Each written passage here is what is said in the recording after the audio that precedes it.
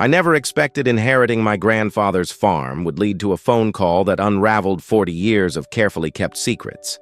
The land itself sold quickly to a neighboring farming operation, but I kept the equipment, particularly the massive New Holland combine harvester that had been my grandfather's pride. It sat in the barn like a sleeping giant, its faded red and yellow paint testament to decades of harvest seasons. My grandfather, Thomas Brennan, passed away 3 months earlier at 87. He'd been a quiet man, devoted to his land and his work, never much for storytelling or nostalgia. We'd been close in that comfortable way where silence speaks as loudly as words. He taught me to drive a tractor at 12, to read weather patterns, to respect the land that fed us. After the funeral, I'd spent weeks sorting through his belongings. The farmhouse held few surprises. Practical clothes, farming journals meticulously maintained, photographs of my grandmother who died when I was young. Nothing suggested mysteries or hidden chapters. Everything seemed straightforward, the life of a dedicated farmer who'd worked the same 300 acres for 60 years. I decided to sell most of the equipment. Modern farming had evolved beyond these vintage machines, and I had my own career in agricultural engineering 2 states away. But the New Holland felt different. My grandfather had maintained it obsessively, far beyond its useful working life. Long after he'd purchased newer equipment, he'd kept this harvester operational, spending hours in the barn maintaining every component. I thought his attachment was purely sentimental, perhaps connected to memories of abundant harvests or my grandmother. I planned to donate it to a farming museum where it would be appreciated. That's when New Holland Industries called my cell phone on a Tuesday morning, and everything I thought I knew began to crumble. The woman on the phone introduced herself as Margaret Chen from New Holland's Historical Archives Department. Her voice carried professional courtesy mixed with barely contained curiosity. She asked if I owned a 1973 New Holland combine harvester with a specific serial number. I confirmed, wondering if this was about insurance or registration. There was a pause, then she asked if I'd be willing to discuss the machine's history. She explained that certain serial numbers in their archives were flagged for historical significance, and this particular harvester had been flagged with the highest priority level. She wouldn't elaborate over the phone, but requested an in-person meeting if possible. My curiosity overwhelmed my schedule. I agreed to meet her at the farm the following Saturday. The days between the call and the meeting stretched endlessly. I researched the serial number online but found nothing unusual. I examined the harvester more closely, searching for anything remarkable. It appeared completely ordinary, a well-maintained vintage machine with standard wear patterns.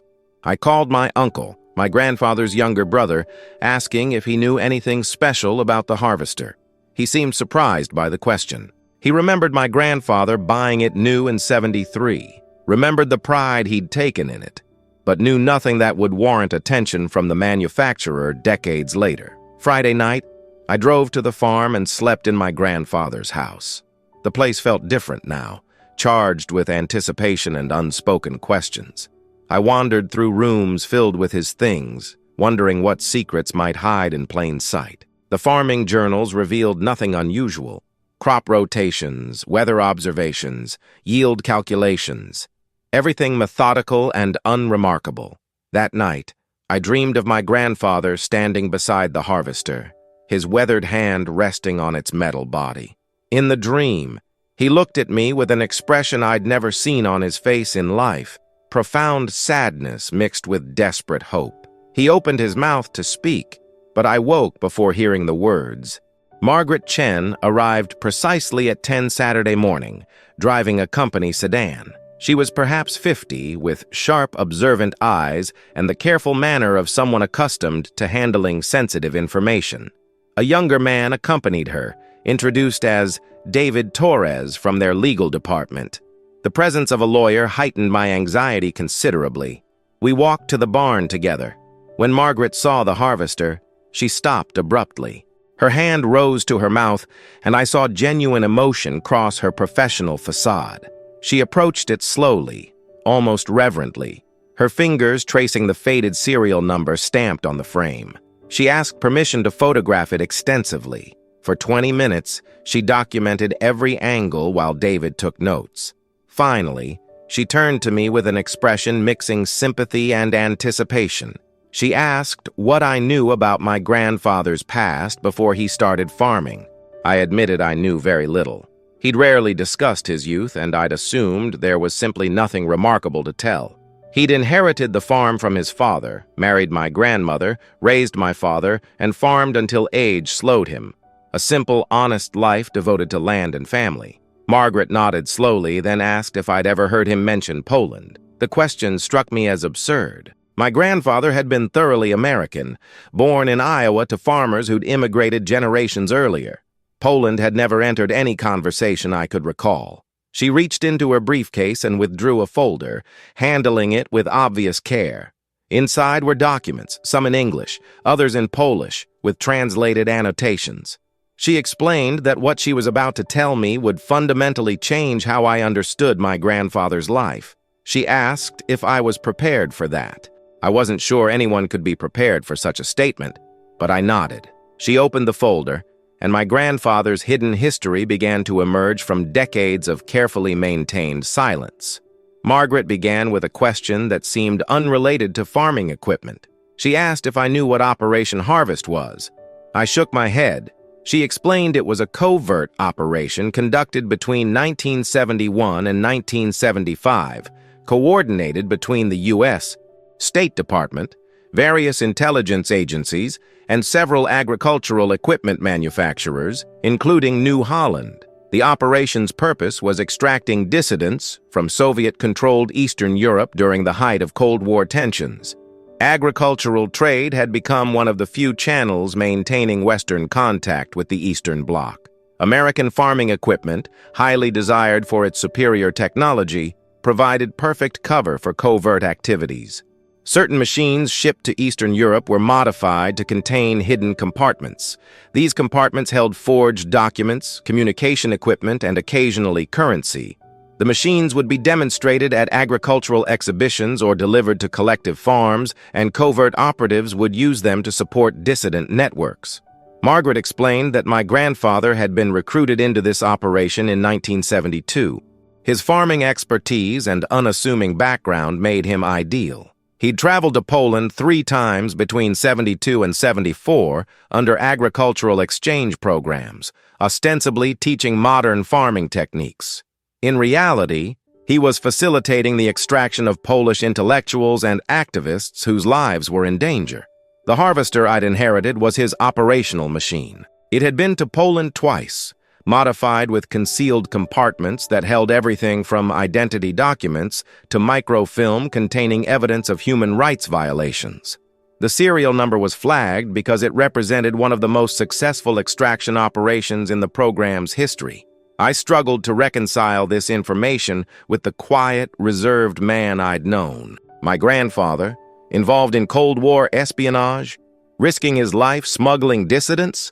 It seemed impossible, yet Margaret's documentation was thorough and authentic. David, the lawyer, interjected carefully. He explained that Operation Harvest remained partially classified, but had been declassified sufficiently for historical documentation. New Holland's involvement had been voluntary and patriotic, and they were now working to honor those who'd participated.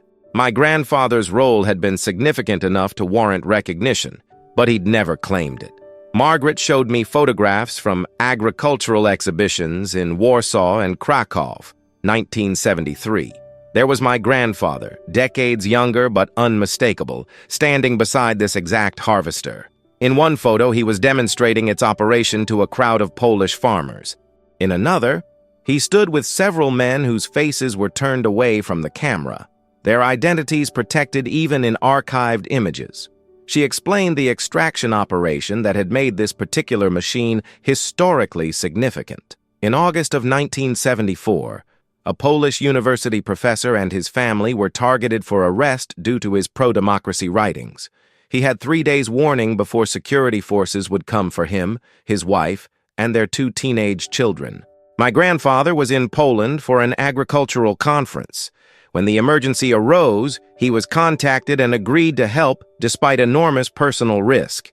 The family had to reach the West German border, over 300 miles across heavily monitored territory. Traditional escape routes were compromised, and time was desperately short. The harvester became their salvation. My grandfather modified the machine's grain tank, creating a hidden space large enough for 4 people. He would transport them disguised as equipment being moved between demonstration sites. The plan was audacious and terrifyingly dangerous. If discovered, everyone involved would face imprisonment or worse. Margaret's voice softened as she described how my grandfather had driven that harvester across Poland for 18 hours straight, with a family hidden inside, passing through multiple checkpoints. He'd maintained perfect composure, his farming expertise and American credentials providing just enough credibility to avoid thorough inspections. The family reached West Germany safely, eventually resettling in Canada. The professor, whom Margaret didn't name for privacy reasons, went on to write extensively about Polish democratic movements, contributing significantly to the intellectual foundation that would eventually lead to solidarity and Poland's liberation. His children became prominent human rights advocates. Their survival and subsequent impact stemmed directly from my grandfather's courage during those terrifying 18 hours. Margaret showed me a letter, carefully preserved in plastic. It was written in Polish with English translation attached. The professor had written it to my grandfather years later, after Poland gained independence. He expressed gratitude that transcended language, describing my grandfather as the brave American farmer who'd given his family a future. The letter had been sent to New Holland's corporate office because the professor didn't have my grandfather's direct address. The company had forwarded it, but apparently my grandfather had never responded. He'd simply resumed his quiet life, never mentioning his involvement to anyone, treating his extraordinary courage as something requiring no acknowledgement or praise. I felt tears burning my eyes as I read the professor's words describing my grandfather's steady calm during their escape, his gentle reassurance to terrified children hidden in darkness, his absolute determination to see them safely through. This was a side of my grandfather I'd never imagined, yet somehow it fit perfectly with the quiet strength I'd always sensed in him. Margaret explained that several other families had been extracted using similar methods, though my grandfather's operation remained the most daring due to the distance traveled and the number of checkpoints navigated. New Holland estimated he'd directly saved at least 12 lives, possibly more that remained undocumented for security reasons. The company wanted to formally recognize his contribution, to include his story in their corporate history, and to preserve this harvester as a symbol of courage hidden in agricultural machinery. David explained the legal aspects carefully. If I agreed, New Holland would fund complete restoration of the harvester, document its history thoroughly, and display it at their corporate museum. They would compensate me fairly for the machine while ensuring my grandfather's story received appropriate recognition. Alternatively, I could keep it privately, though they hoped I'd consider their proposal. I asked why my grandfather had never mentioned any of this. Margaret's expression grew thoughtful. She explained that many Operation Harvest participants had signed non-disclosure agreements, but those had expired decades ago. Some, like my grandfather, simply chose silence. Perhaps the memories were too intense, the risks too frightening to revisit. Perhaps he believed his actions needed no audience, that he'd simply done what conscience demanded. She mentioned that psychologists studying covert operatives noted that many couldn't reconcile their extraordinary actions with their ordinary identities. They compartmentalized, creating walls between their secret work and their normal lives.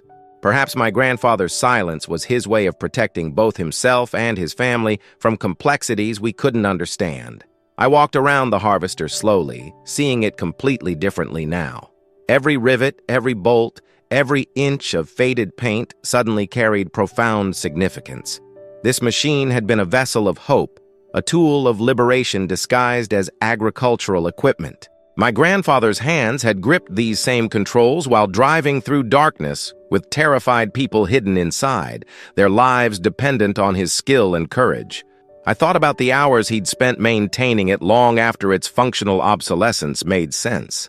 Now I understood. This wasn't sentiment or nostalgia, this was remembrance.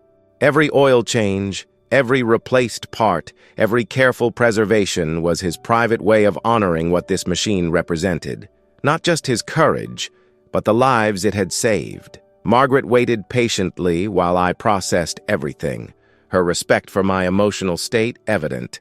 I asked if I could contact the family my grandfather had saved. Margaret's expression showed she'd anticipated this question. She explained that the professor had passed away 5 years earlier, but his children were aware of New Holland's historical documentation project. With appropriate privacy considerations, contact could potentially be arranged if everyone agreed. The possibility of meeting people who owed their existence to my grandfather's courage overwhelmed me. I imagined looking into their eyes, seeing living proof of actions he'd taken 50 years ago. Actions he'd considered so unremarkable that he'd never mentioned them, even to family. David mentioned another aspect I hadn't considered. Several historical organizations were interested in Operation Harvest documentation. The Smithsonian had inquired about artifacts. The Cold War Museum wanted to include stories about agricultural cover operations. My grandfather's harvester represented one of the few physical pieces of equipment surviving from these operations. I realized this decision extended beyond personal sentiment. This machine, and my grandfather's story, had historical significance that transcended our family. Keeping it private seemed almost selfish when it could educate thousands about courage hidden in ordinary people, about resistance taking unexpected forms, about the ways democracy had been supported during humanity's darkest ideological conflicts. Yet I struggled with the thought of surrendering it. This was my last physical connection to my grandfather, now made infinitely more precious by understanding what it represented. How could I let it go, even for the worthiest purposes? Margaret seemed to sense my internal conflict. She suggested I take time to decide, assuring me there was no pressure. New Holland had waited 4 decades to tell this story properly. They could wait longer. The important thing was honoring my grandfather's memory appropriately, whatever form that took. I asked for one thing before making any decisions. I wanted to learn everything possible about my grandfather's involvement. Over the following weeks, Margaret provided extensive documentation. Declassified State Department files detailed Operation Harvest's scope and methods. My grandfather appeared in numerous reports, always described with terms like reliable asset, exceptional operational security, and demonstrated extraordinary courage under pressure. Reading government bureaucrats' clinical descriptions of his life-threatening actions felt surreal. I discovered he'd made 5 trips to Poland, not 3, as Margaret initially mentioned. The first 2 were genuine agricultural exchanges, establishing his credibility. The final 3 involved covert activities. Besides the family extraction Margaret had described, he'd facilitated document transfers, maintained communication networks, and once transported medical supplies to underground activists. Each mission carried enormous risk. Poland's security apparatus was sophisticated and paranoid. Foreign visitors were routinely monitored, their movements tracked, their contacts investigated. My grandfather had operated successfully in that environment, maintaining his cover while conducting activities that would have resulted in lengthy imprisonment if discovered. I found photographs I'd seen before but now understood differently. A picture of my grandfather receiving an award at a farming convention in 1975 suddenly made sense. It had been cover for a debriefing about his final Polish operation, a family vacation to Washington, D.C. In '76, had included a quiet meeting with State Department officials recognizing his service. My grandmother had known everything. I found letters she'd written to my grandfather during his Poland trips, carefully worded but revealing her awareness and fear. She'd supported him completely while terrified constantly. Her strength equaled his courage, and I grieved that I'd never understood her anxiety during those years. I contacted my uncle again, sharing what I'd learned. He was stunned, having suspected nothing. He remembered those trips, remembered my grandfather returning quiet and withdrawn, but had attributed it to stress from international travel and cultural differences. I began spending more time at the farm, sitting beside the harvester for hours. I tried to imagine my grandfather's thoughts during that terrifying drive across Poland, his awareness that discovery meant disaster, his determination to save people whose only crime was believing in human dignity and freedom. I thought about the family hidden in darkness, trusting this quiet American farmer with their lives. I researched the professor my grandfather had saved. Though Margaret hadn't provided his name, careful investigation of Polish dissidents active in the 70s, who'd escaped in 74, led me to Professor Jerzy Kowalski. His writings on democratic philosophy had influenced an entire generation of Polish activists. His children, Anna and Tomasz Kowalski, had become internationally recognized human rights lawyers. Through diplomatic channels and patient networking, I made contact with Anna Kowalski. She was 63, living in Toronto, working for an international justice organization. When I explained my connection to her family's escape, she wept openly during our video call. She'd been 14 when my grandfather had saved her life, old enough to remember everything about that horrifying night. She described huddling in darkness with her brother and parents, feeling the harvester's vibration, hearing checkpoint conversations through metal walls, her mother's hand covering her mouth to prevent frightened sounds. She remembered my grandfather's calm voice at each stop, his perfect composure while her family trembled in terror. She recalled reaching safety in West Germany, emerging from the harvester after 18 hours, barely able to walk. My grandfather had helped her father carry her and her brother into the safe house. Before leaving, he'd knelt before the children, smiled gently, and said in halting Polish that they were brave and would have good lives. Those were the only words she remembered him speaking directly to them. Anna had spent 50 years wondering about the American farmer who'd risked everything for strangers, whose courage had made her entire life possible. Anna told me her father had tried desperately to thank my grandfather properly, but he'd refused all recognition. The letter Margaret had shown me was the professor's final attempt, written shortly before his death. He'd wanted my grandfather to know that the children he'd saved had grown into adults, fighting for the principles he'd risked his life to protect. She asked if she and her brother could meet me, could see the harvester that had saved their family. I agreed immediately. Arrangements were made, and 2 weeks later they traveled to the farm.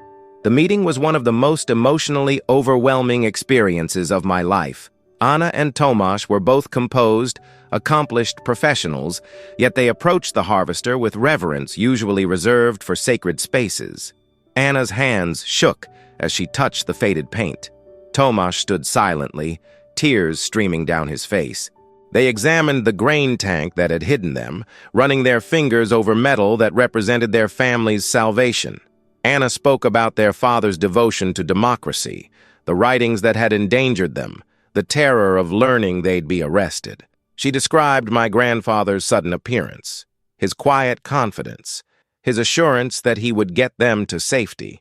She said her father had always insisted that 3 things saved them: God's mercy, their mother's faith, and the brave American farmer who'd asked nothing in return. Tomasz, quieter than his sister, finally spoke about legacy. He said their father had taught them that courage appears in unexpected forms, that ordinary people doing extraordinary things change history more than famous heroes. My grandfather embodied that principle. He was a farmer who'd saved lives because it was right, not for glory or recognition. They asked to spend time alone with the harvester. I left them in the barn for over an hour.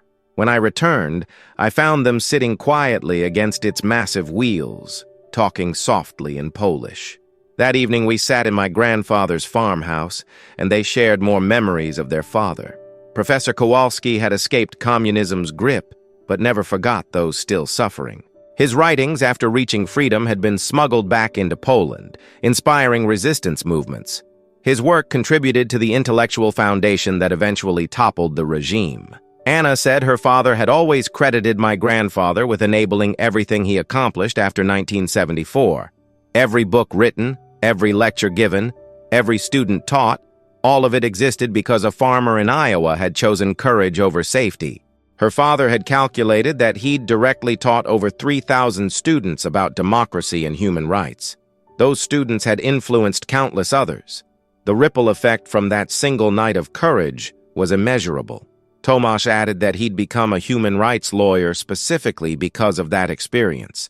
spending hours hidden in darkness, depending on a stranger's courage, had fundamentally shaped his understanding of human dignity and mutual obligation.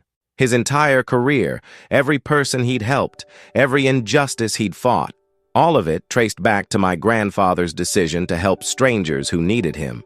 They asked about my grandfather's later life. I described his quiet devotion to farming, his gentle teaching methods with me, his methodical maintenance of this harvester even when it no longer made practical sense. I admitted I'd never suspected his extraordinary past, that he'd seemed perfectly ordinary. Anna smiled sadly.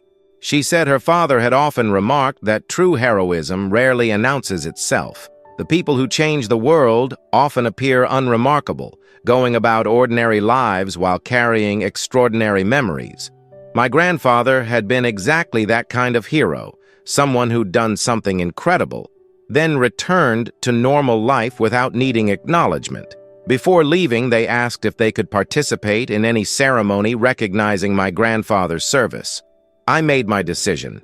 The harvester would go to New Holland's museum, properly restored and displayed with full historical context.